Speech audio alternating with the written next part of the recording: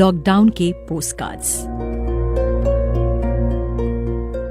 आज ये पोस्टकार्ड लिखा है बीबीसी हिंदी की हमारी साथी प्रियंका दुबे ने। बीते मार्च के आभासी दिन स्मृति की न जाने कितनी ही पुरानी गांठें खोल गए। आभासी इसीलिए क्योंकि ये आभास तो खाली होने का दे रहे थे, मगर असल में घोर मानवीय दुख की दारुण कथाओं से इस कदर डूबे हुए थे कि इन दोनों का बोझ मुझसे उठाए नहीं उठा। इसीलिए टूटी दोपहरों में कुंदेरा की अनबेरेबल लाइटनेस ऑफ बीइंग याद आती रही। चलना और मौत, जैसे जीवन के सिर्फ दो ही मेटाफर बचे हों इस मौसम में। मौत की तरफ चलना या मौत से उल्टी तरफ भागना, ठीक ठीक कहा नहीं जा सकता था। आप चलकर जिस आदमी की ओर जा रहे हैं, कहीं वो कोरोना का दरवाजा तो नहीं? आप सोच रहे हैं कि आप घर की ओर चल रहे हैं, लेकिन सतत जड़हीनता में जकड़े संसार में घर है कहाँ? क्या नदी का भी कोई घर होता है? और क्या वाकई बीती यात्रा के दाग हथेलियों से धोकर मिटाए जा सकते हैं? रिपोर्टर हूं, इसीलिए स्वभाव में ही चुटकी भर शंका हमेशा से मिली हुई है।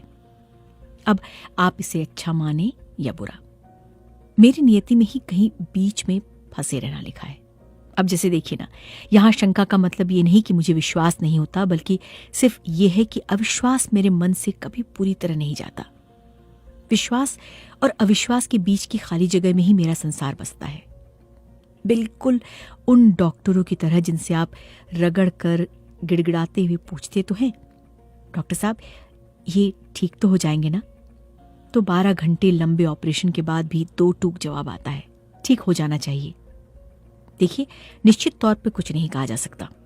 इसीलिए मैं घरों की ओर चलते लोगों को देखकर ही विश्वास नहीं कर पाती कि ये लोग वास्तव में घर पहुंचेंगे ही। और फिर वही सवाल कि घर होता क्या है आखिर? जिस घर में हमें बचपन के घरेलू नामों से पुकारने वाले लोग ही न बचे हों, वो दीवारें भी क्या कभी घर हो सकती हैं? बीते 10 दिनों से छुट्टी पर थी, लेकिन ये भूली नहीं थी कि रिपोर्टर का जीवन तो वैसे भी सतत प्रसव में रहने के जैसा ही है। कितनी भी छुट्टी ले लें, हम दुनिया से अपनी नाल कभी नहीं काट पाते, खासतौर पर तब जब आसपास का पूरा संसार खामोशी के खोलों में दुबक कर धीरे धीरे बीमार पड़ रहा हो। बीते दिनों दिल के सन्नाटों के बोझ को कंधों पर लादे मैं भी यादों के पहाड़ पर चढ़ती रही। कोरोना के इन दिनों में यादों के पहाड़ चढ़ते हुए स्मृति में यात्रा की सबसे करुणामयी यादें जिंदा हो आई। नर्मदा किनारे सतपुड़ा के जंगलों में रहने वाली एक छोटी भील आदिवासी बच्ची का मुझे कस के गले लगाना याद आया। उसने जब चूमा था मुझे, तो उसकी बहती नाक और लार के निशान मेरे गालों पर रह गए थे। उसके धूप में तपे नन्हे हाथ आज भी मेरी गर्दन पर पड़े रहते हैं।